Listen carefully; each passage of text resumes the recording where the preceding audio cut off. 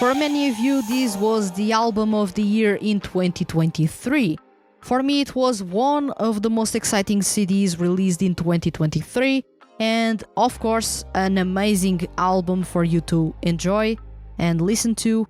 And of course, we are going to talk about Yuma Uchida's Why, because why not? So let's kick off this episode of SEIYUU Lounge.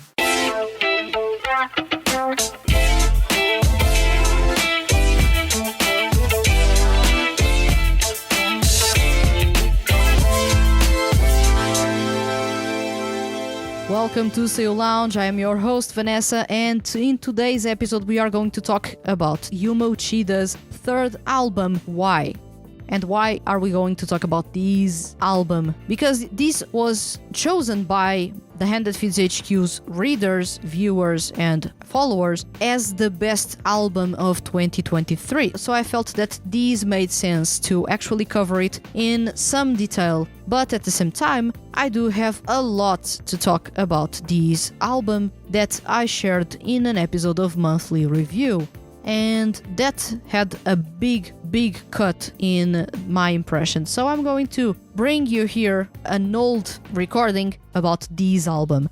So you are going to watch from this point on my take on Yuma Uchida's Why, and why I'm so excited about this album, and why I chose to begin with the song Hope as the opening or as the showcase for everyone that was watching the episode to get into that album. You will understand that as soon as you watch this episode. So from this point on, the episode is going to be viewable. If you are on Spotify, you can watch the episode as well. If you are on YouTube, you can stop having me on the background as you do other tasks and spend some time watching me talking about the album itself.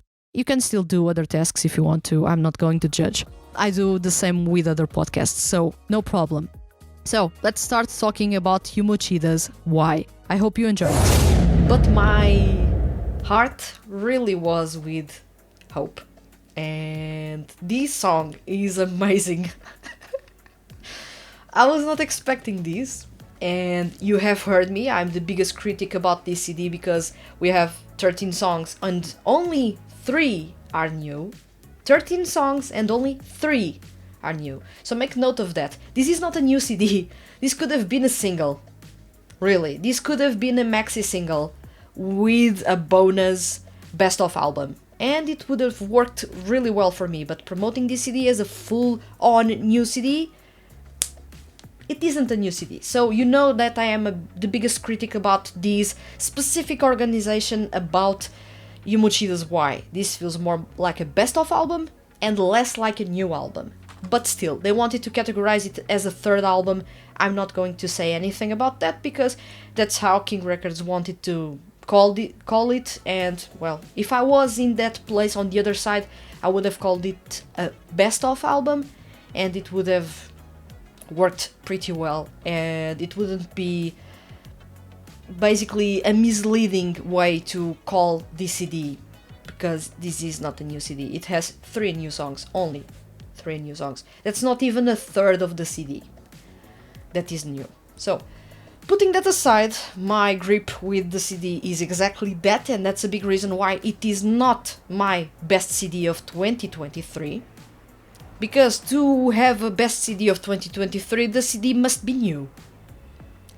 And if more than half of the songs are not even new, well, that's not a new album, so that's not a candidate, direct at least candidate for album of the year. Still, wait a bit, because I consider this one of the best albums of the year. Not the best, but one of the best. Yuma Uchida's Why has a lot of things that are new. First off, I usually am expecting a cappella openings to his CDs, like we got in Horizon and how we got in Equal. However, this CD doesn't have an a cappella intro. So right from the start, this CD doesn't even sound like a Yuma Uchida CD because it doesn't have that focus on showcasing the voice and the quality of his voice. The focus is elsewhere. It is on celebrating his 5th anniversary as a solo artist, his journey alongside his fans, and how much he's grown since the start up until now. So most of the songs, if not all, are to thank the fans or to actually tap into different sides of Yuma Uchida. And I'm pretty much okay with that, because Yuma Uchida is a really versatile singer. I usually tend to categorize him as an R&B pop artist, and that's because the brunt of his work is in that specific music genre. However, he does have rock music, hip-hop music, heavy dance music, ballads, and many more music genres going on in there. Now he even has hardcore rock music and jazz. So it does have a little bit of everything. Actually, even acoustic rock or acoustic pop rock. So it does have a variety of music genres that he can perform in, and he is that versatile of a singer to the point that he can achieve that without any issues whatsoever.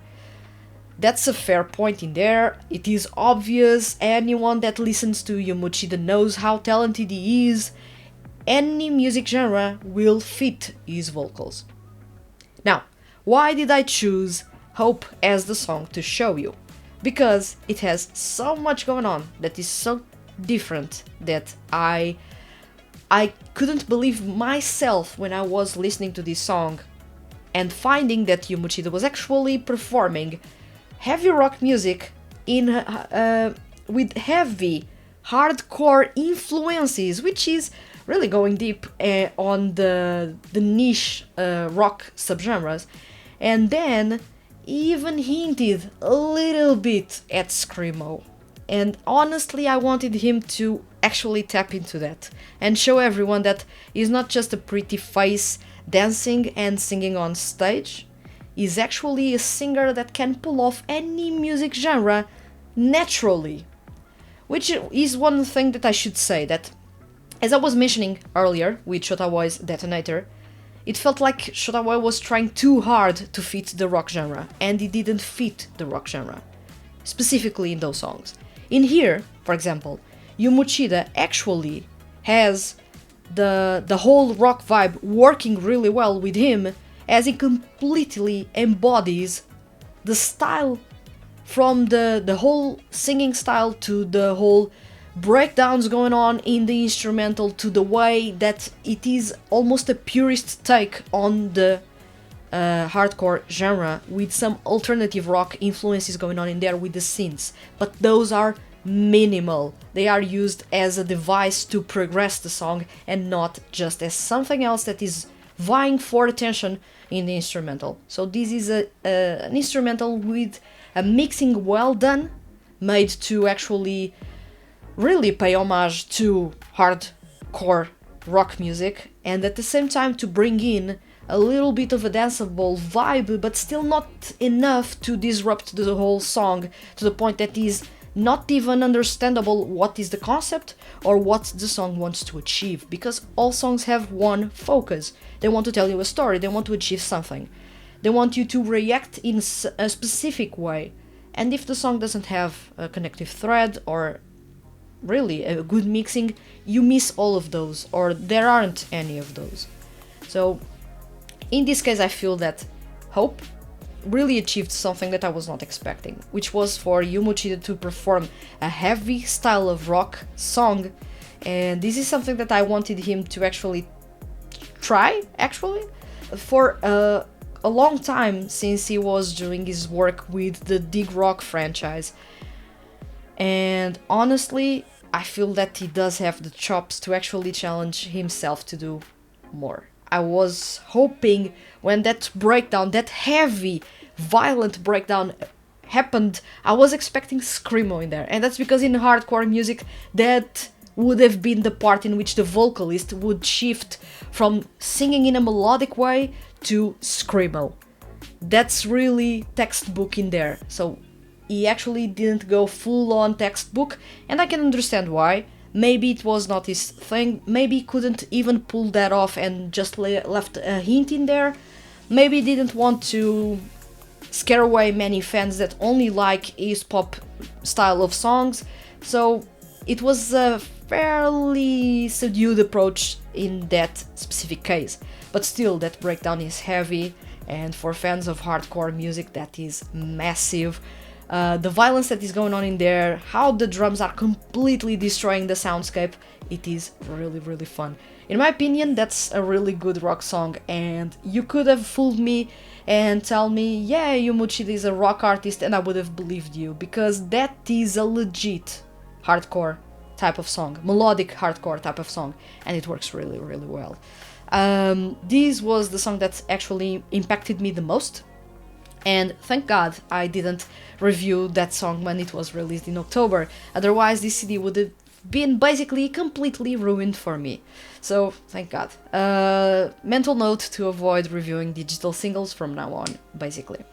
And then Idea is a song that is really stylish. I already talked to you about this song.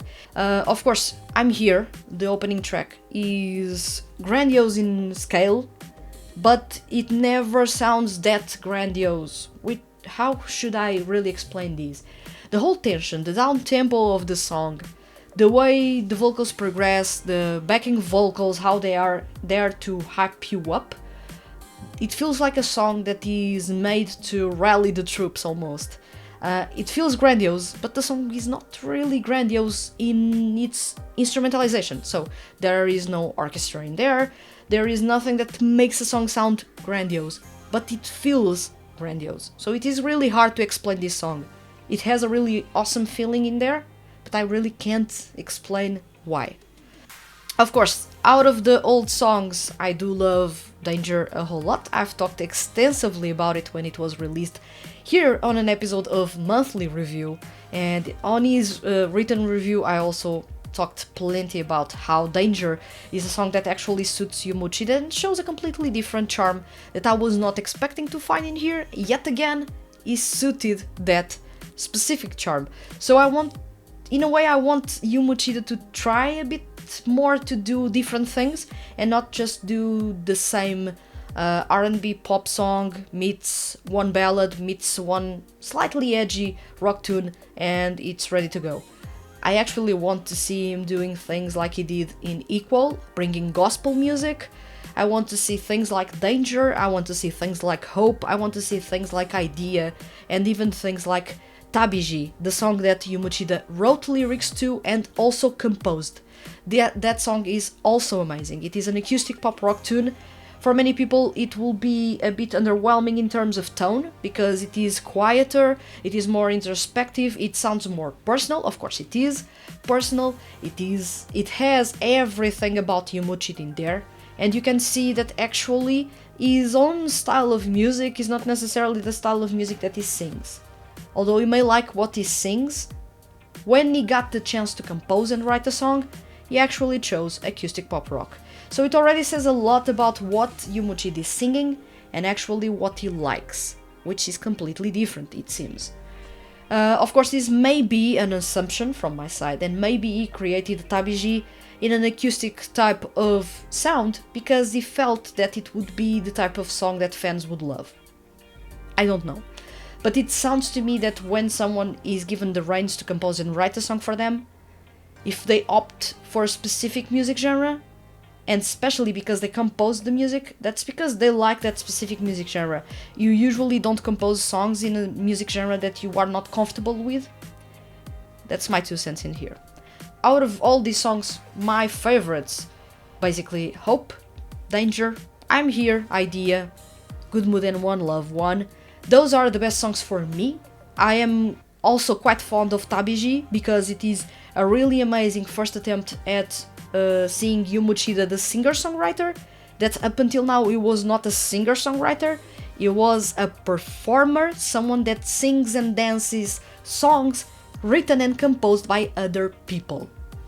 Right now he can say that he has one self-composed and self-written song, but he's not a singer-songwriter. Don't call him a singer-songwriter just because he has one song to his name. That was actually his. If he actually starts doing more of that, yeah, he can be and can take the title of singer-songwriter to himself, but usually you do not call an artist that only wrote and composed one song for himself as a singer-songwriter. They are performers, and sometimes they write music for them. In this case, this was the very first time that happened, which is weird. It took him 5 years to actually get the chance to do that. Why? I honestly do not know, but then again, he signed to King Records, and King Records is not that big of a fan of rock music. It's more of a pop style of music label, especially King Amusement Creative, because it is made for SEIYUU artists and music for anime series.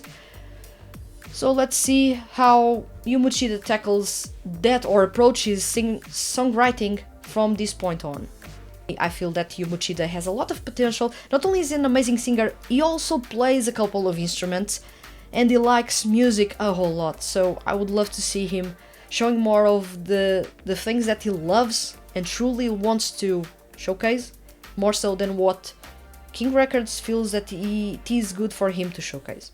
That's my take in there. But still, Yuma Uchida's Why, although I have heavily criticized the fact that it only has 3 new songs, and I still stand by it.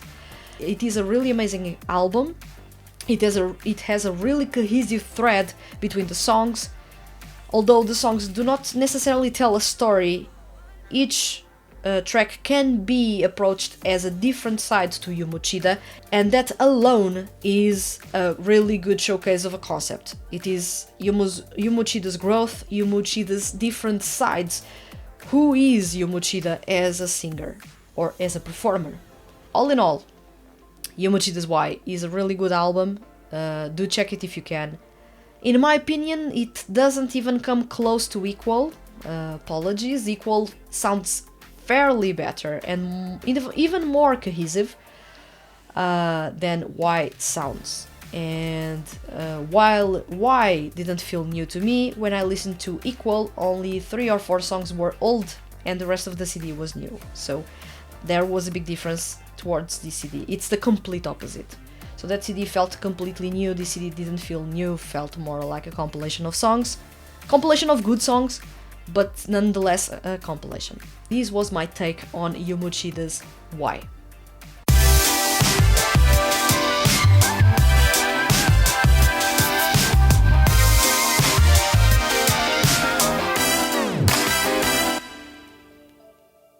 As you can tell, I was really excited about Yuma Uchida's Why. There are a couple of things that I learned with that album. Believe it or not, I learned a couple of things.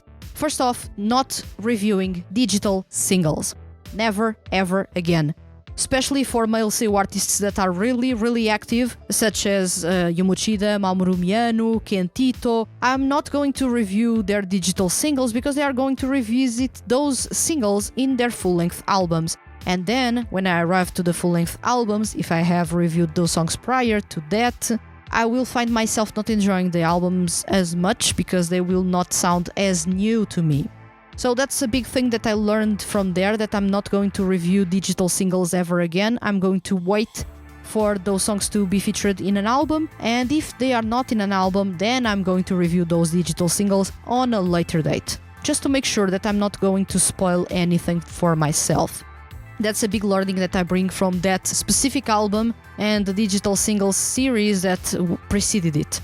At the same time, as I said, when an artist says I'm going to release a new album, I'm expecting at least half of the album being new songs. This is something that really ticks me off, and I believe most of you do not care at all about these and are basically thinking that I'm really picky about these. But this is something that when you are producing music, on the other hand, not seeing this from the fans' side, seeing this from the production side.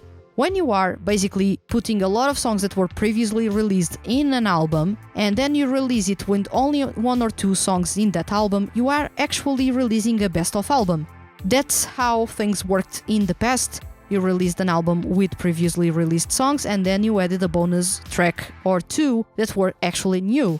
That's a best-of album, or a compilation album. That's not a new album. A new album, basically, you will assume that a new album is filled with new songs. Basically, because the songs, if they were previously released, they don't even match a theme within an album. They are just a collection of songs that may or may not fit a theme.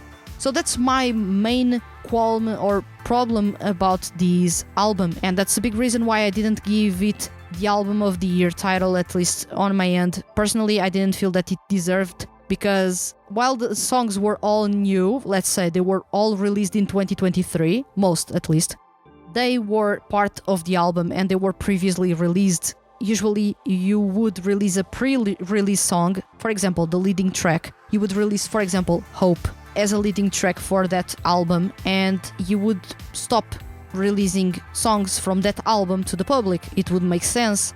It would make the people more excited for the album. Still, they were. But it would make sense for the promotions to be like that, to release all or almost all songs previously as digital singles. It still doesn't make sense to me from the business side. And believe me, I'm not seeing this from the fans' side, because I'm not going to see this from the fans' side. Otherwise, fans are always happy with whichever their favorite artists release. I'm seeing this from the production side, from the business side. It doesn't make any sense to call an album in which only 2 or 3 songs are new a new album. It's a compilation. But let's stop talking about that, because otherwise I will not stop talking about this topic, because it doesn't make any sense. So, putting that nonsensical part aside, this is an amazing album. Mind you, this is an album that I'm really excited about. Is this better than any other album that Yuma Uchida released? Now that's the question. For me, it isn't. It doesn't even come close to the quality in Equal. Period. Equal was way too good. Horizon was, I believe, even better than Y is. Y sounds more mature in comparison, which is something that I appreciate more than in Horizon, in which it sounds a bit more naive, for example. But in terms of the quality of the songs, it's almost even with Horizon, but it doesn't come even close with Equal. Sorry, but Equal continues to be, for me at least, Yuma Uchida's best album to date. Once again, not to say that Y isn't amazing, because it is. In Equal, I feel that there was a concept in there to show 2 different sides to Yuma Uchida as an artist, a more emotional and a more analytic or direct side to him, and these songs showcased that throughout.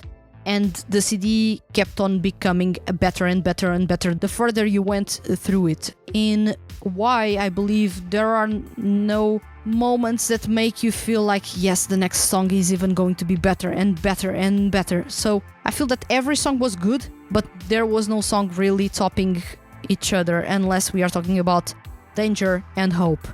But yeah, this is an awesome album, one that I treasure a whole lot. Mind you, Yuma Uchida is one of my all-time favorite singers among male SEIYUU, and I've been following his career with quite a lot of excitement since the start, and seeing him grow as an artist is something that puts a big smile on my face. But some decisions, these were not, of course, decisions made by Yuma Uchida, they were made by King Amusement Creative. Some of those decisions left me thinking, why are they creating or managing him like this?